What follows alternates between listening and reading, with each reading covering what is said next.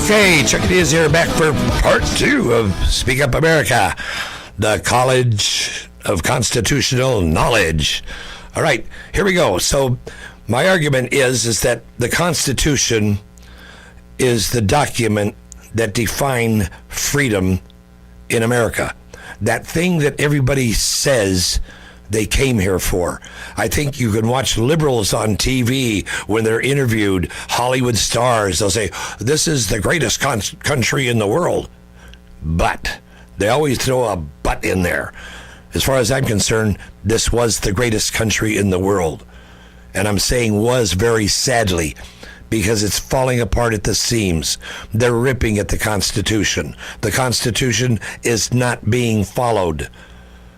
When I go back to about the 1800s, you know, in the 1800s, 69 of the top one of the most of the richest men in American history, 69 of the top 100 were created in that period. Now, the liberals are going to say, well, that's because you believe in trickle down economics. Well, of course, I've never ever gotten a job from a poor man. It does not trickle up. The President of the United States is not responsible for our economy. You know, actually, with the job that the Democrats do on our economy, they ought to be glad to get rid of the responsibility.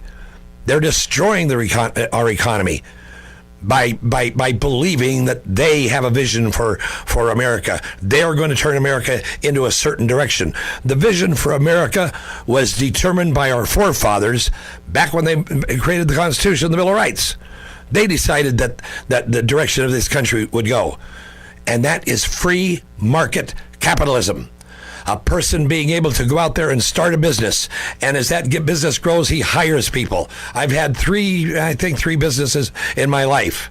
I've hired about one I can remember back when in the 80s, it was an IT consulting company. I had 10 offices across the United States. We had about 60, 70 consultants. All right, I started that as a one-man company. That's called trickle down. As I got contracts and as I needed more help doing what I did, I hired more people.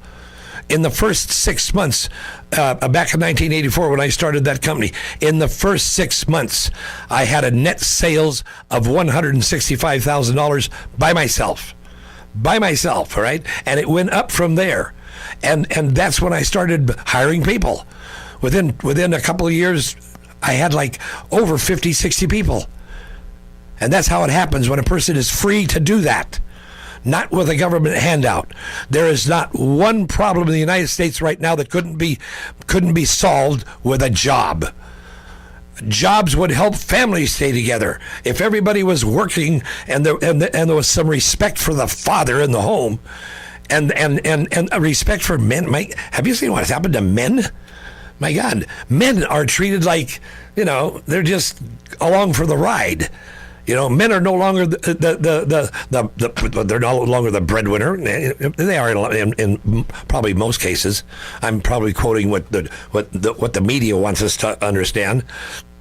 But the fact remains is all we need is to go to work. This country could be unleashed. We have a military, for an example, right now. We have a military whose aircraft are so old, it's incredible. The only new aircraft that we have, the F-22, Obama stopped. He stopped it in his first year. He needed $1.75 billion to continue production of the F-22 for that year. He stopped it. Instead, he threw $3 billion at cash for clunkers. Almost twice the amount of money. He threw it at cash for clunkers. Another wonderful program. Okay? All these bailouts. There shouldn't be any bailouts. The government shouldn't even be in to bail anybody out. Business is business. Leave us alone and we can run our businesses. When they wrote the Constitution by itself doesn't really say you're not allowed to do anything unless it's written in here. So the states understood that, and so while they were ratifying the Constitution, they wrote the Bill of Rights. And the first paragraph of the Bill of Rights tells you why And it states, the convention of a number of the states, having at the time of their adopting the Constitution expressed a desire, in order to prevent misconstruction or abuse of its powers, that further declaratory and restrictive clauses should be added. All right? Declaratory and restrictive clauses should be added. All right? So what does that mean? That means they wanted to make darn sure that Washington, D.C. would not turn into what it's turned into. And it has. It's turned into that. They didn't want Washington, D.C. involved in anything when it comes to the citizenry, the citizens of the United States. All right? The states and the people.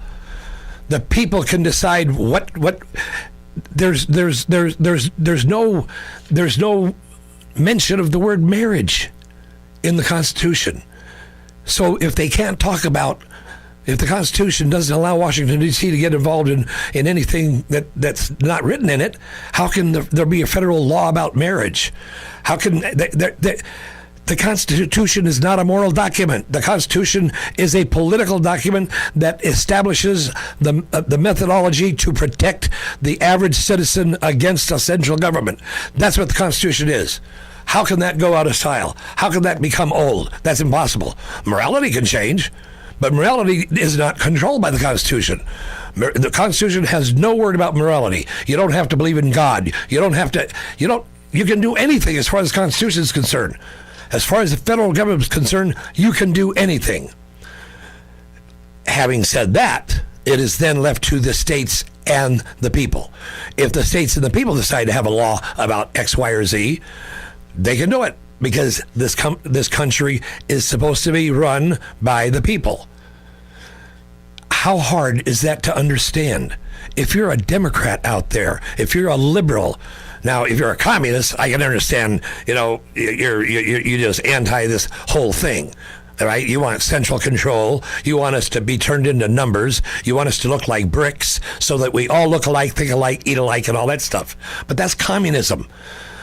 Back during World War II and right after that, we used to chase communists out of the country.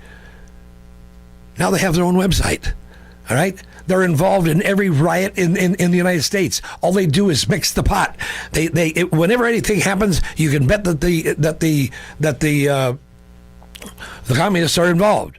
I remember back in 1992, it was the Rodney King riot, and it happened to be centered around the 77th Street Police Station, where I used to take my bicycle to get the bicycle license tabs, and I found out that during that riot, it was 77th was involved quite a bit. So I called them. At that time, I had Speak Up America, and it was I forget if it was the newspaper or whatever.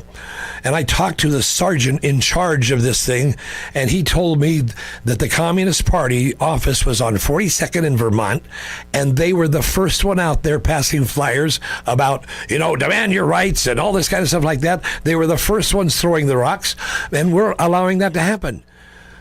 During it seems like the same group of people travel all around the United States when they're protesting trees, when they're protesting whaling, they're protesting, a fly somewhere, when they're protesting coal.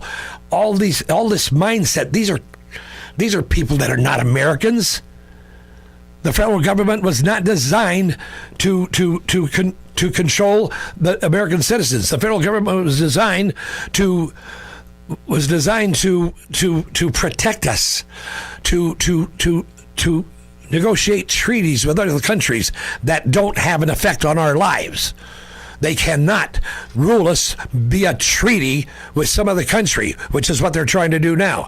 They're trying to do some kind of a gun control treaty via the UN, so we'll have to follow it. That's unconstitutional. The Supreme Court should call those kind of things unconstitutional. I don't know what we're going to do here, Lord, or people, but we've got to learn what the Constitution is. You got to understand that this is the Constitution is what gave us all the freedom that we have. All right.